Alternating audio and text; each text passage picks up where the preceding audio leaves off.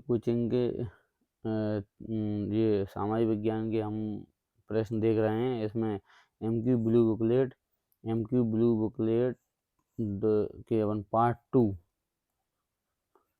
1 पहले ही देख चुके हैं। इसमें कक्षा 10वीं के सामाजिक विज्ञान के क्या देख लेते हैं अपन, प्रश्न उत्तर देख लेते हैं, जो कि बोर्ड परीक्षा के लिए अति महत्वपूर्ण है। बहुत ज़्यादा क्या है, आईएमपी क्वेश्चन आंसर देख रहे हैं, जिसमें अपनी सीरीज चल रही है, पार्ट 2 है उसका।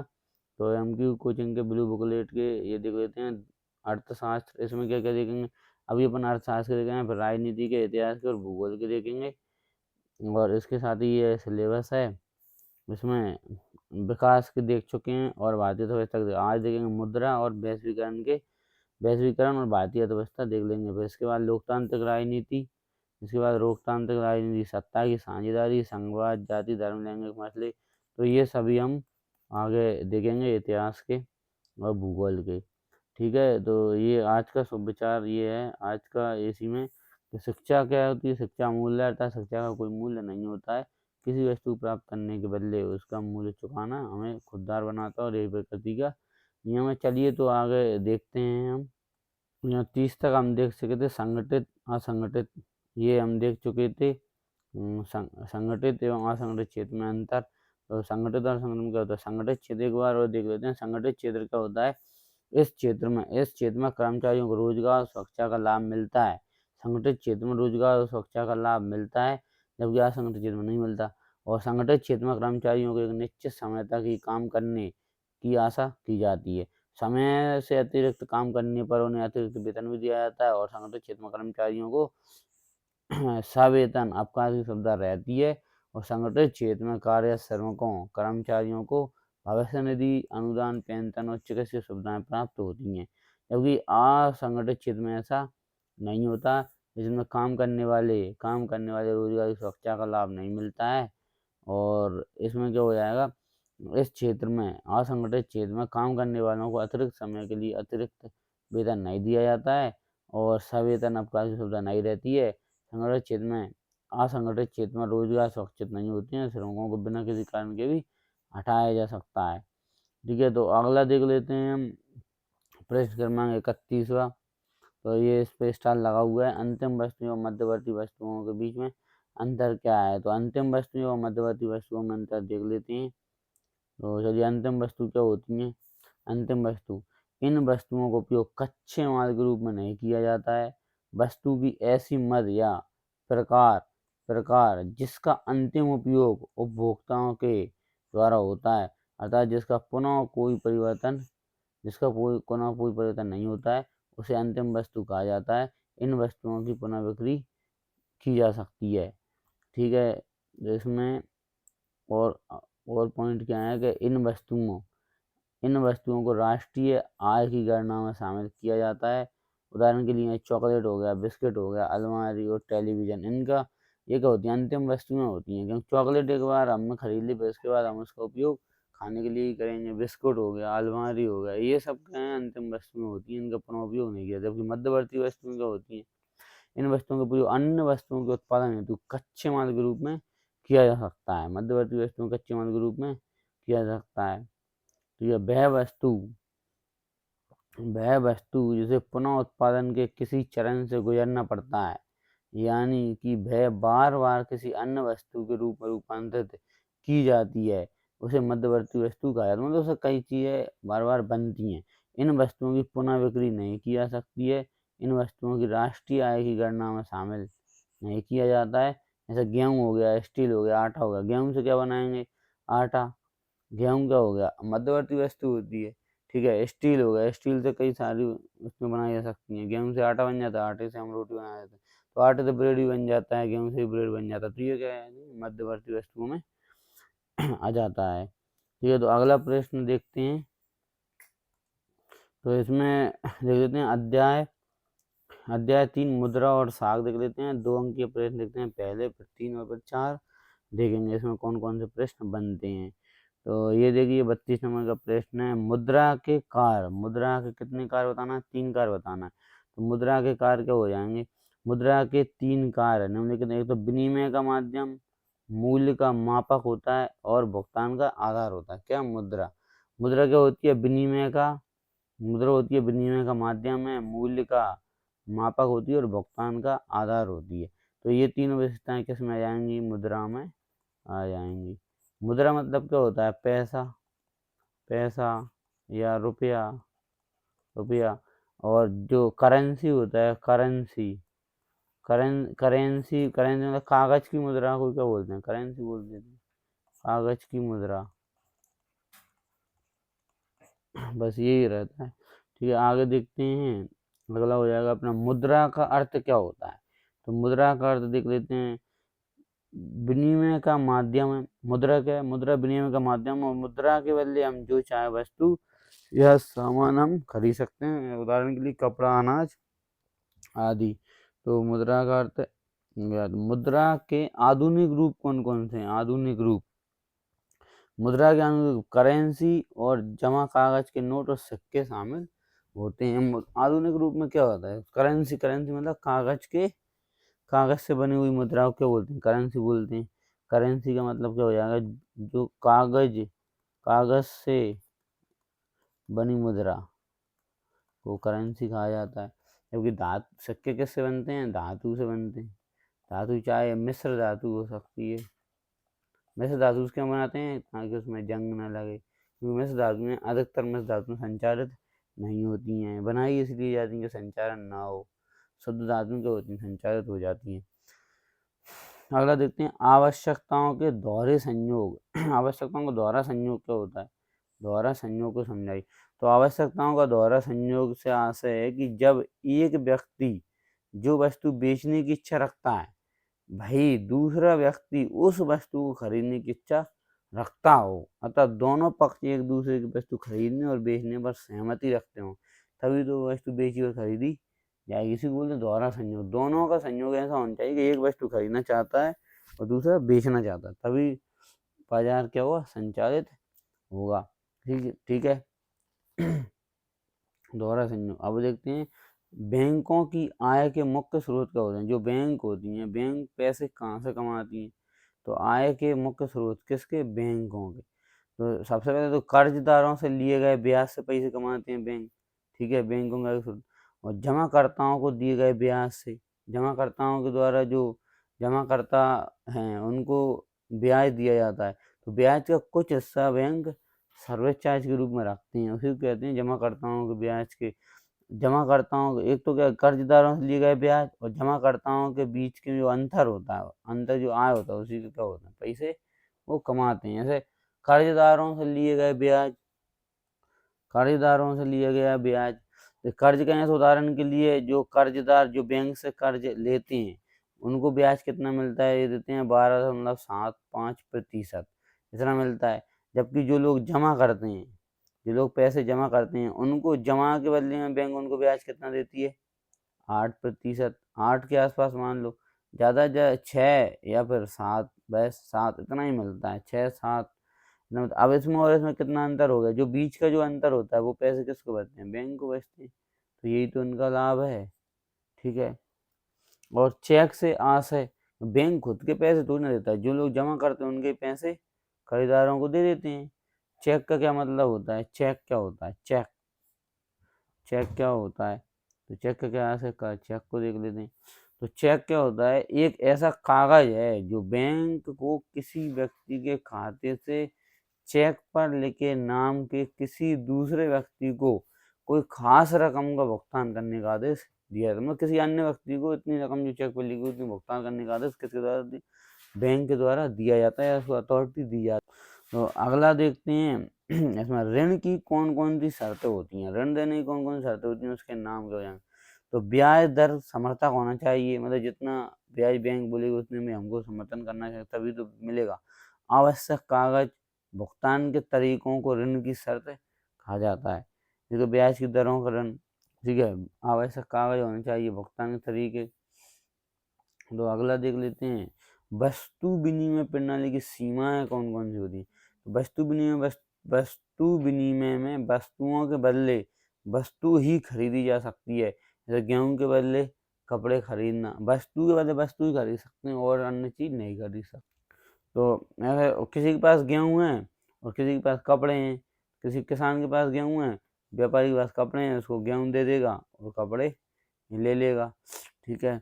इसमें क्या रहती है, दोनों को ही बहुत सारा वजन रखना पड़ता है। गेहूँ कितने सारे गेहूँ लेके जाएगा तब उसको कपड़े मिलेंगे। अब अभी क्या कर दिया, मुद्रा कर दिया, मुद्रा से ये आसान हो जाता है, लेन देन वही है, बस मुद्रा का उपयोग किया जाता है। अब इसमें देखेंगे स्वयं सहायता समूह के कोई कार्य बताइए। स्वयं सहायता समूह जो खुद ही बनाई जाती है। स्वयं सहायता समूह कर्जदारों को ऋण की कमी की समस्या से उबारने में मदद करते हैं और ऋण को कम ब्याज दर पर उपलब्ध कराते हैं। ठीक है। अगला देख लेते हैं 41 नंबर का प्रश्न, ये है आपकी स्क्रीन के सामने और ये देखते हैं औपचारिक क्षेत्र से प्राप्त ऋण की कोई दो विशेषताएं लिखी। औपचारिक क्षेत्र से जो ऋण प्राप्त, तो भारतीय रिजर्व बैंक ऋण के औपचारिक क्षेत्रकों के कामकाज पर नजर रखता है। आरबीआई जो होता है वो इनके काम पर नजर रखता है और अनुचित शर्तें नहीं रखते हैं। सरकारी नियमों विनियमों के अनुसार ऋण दिया जाता है, ठीक है। अगला देख लेते हैं आरबीआई क्या है। RBI reserve bank of India Bharat की ये सरकार की बैंक होती है। अब देखते हैं हम 3 नंबर वाले प्रश्न, 3 अंकों वाले प्रश्न देख लेते हैं। बैंकों की बैंक होती है, आगे देखेंगे अपन, सब देखेंगे। मुद्रा से क्या आशय है, क्या अभिप्राय है, प्राचीन एवं आधुनिक मुद्रा के बारे में बताइए। तो ये वाला प्रश्न इम्पोर्टेंट है, इसको लगा दो स्टार और ये अपन देख लेते हैं। मुद्रा एक ऐसी चीज है जो सौदों में विनिमय का माध्यम बनती है। कोई हम सौदा करते हैं उसमें विनिमय का माध्यम बन सकती है।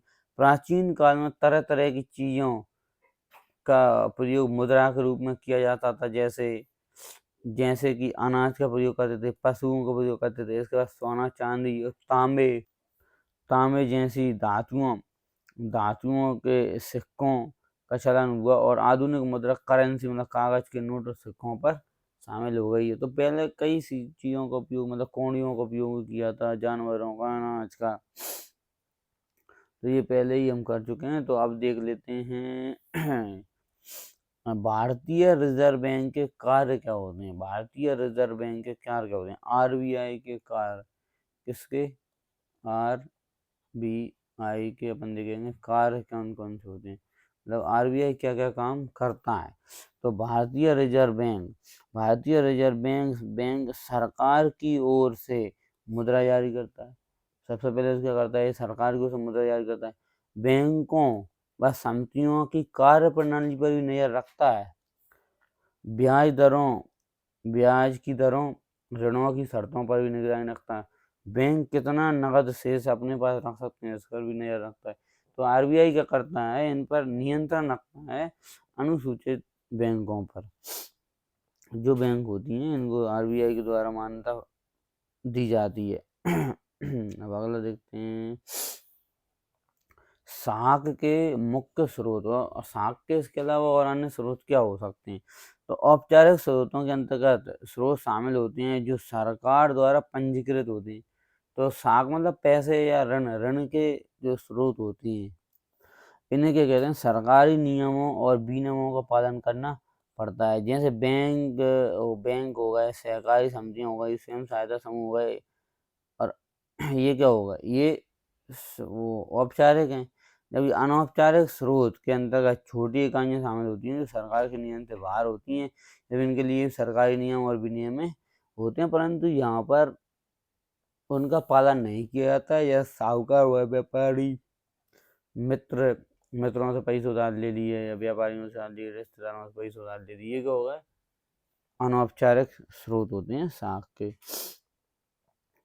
तो अगला देखते हैं कर्जदाता कर्ज देते समय ऋणधार की मांग क्यों करते हैं। कर्जदाता जो होते हैं, कर्जदाता कर्ज देते समय ऋणधार की मांग करते हैं।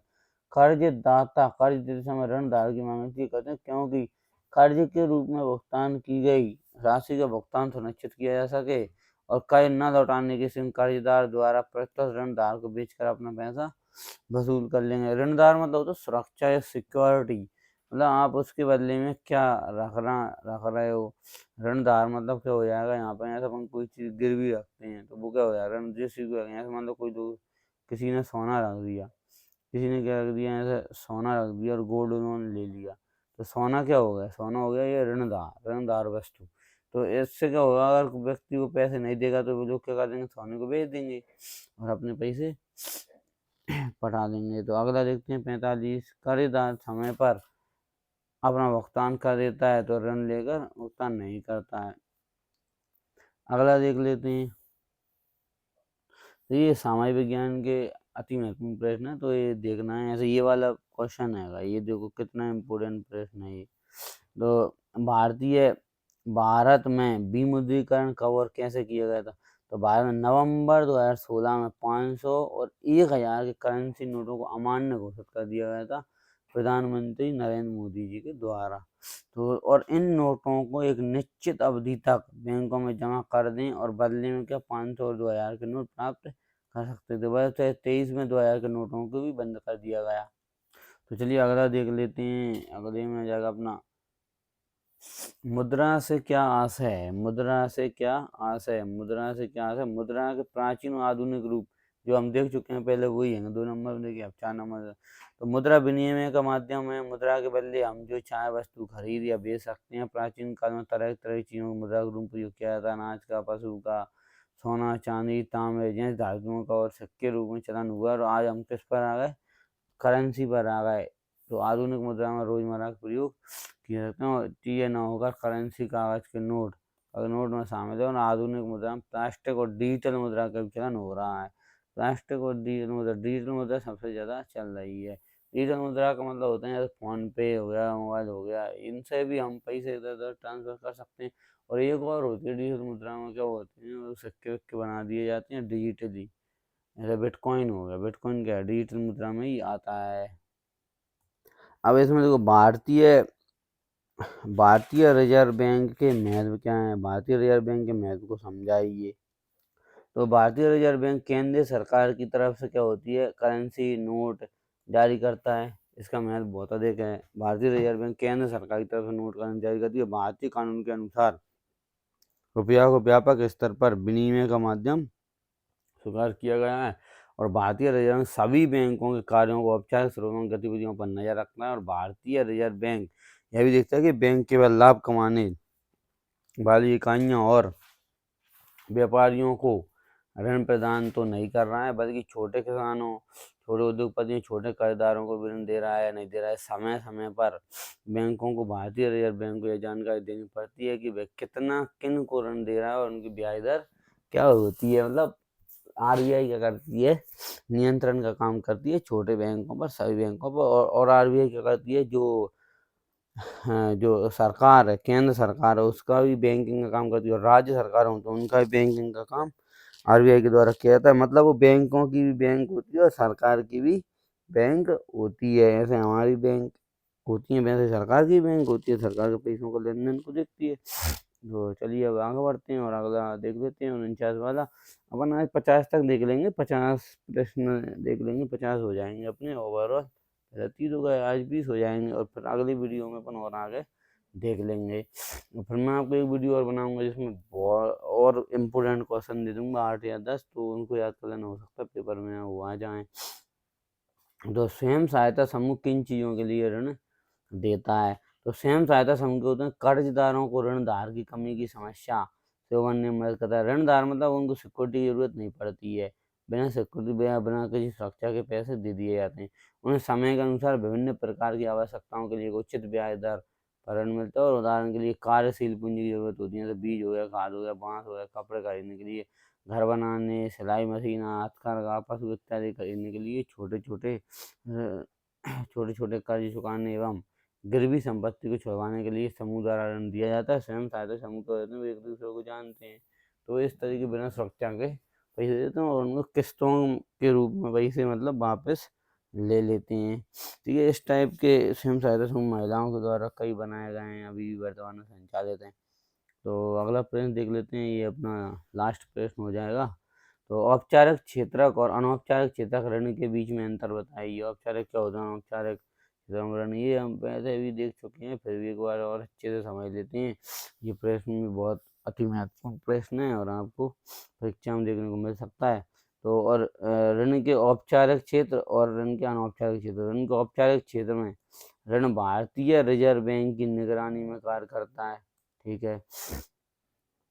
औपचारिक क्षेत्र का होता है आरबीआई की निगरानी में कार्य करता है।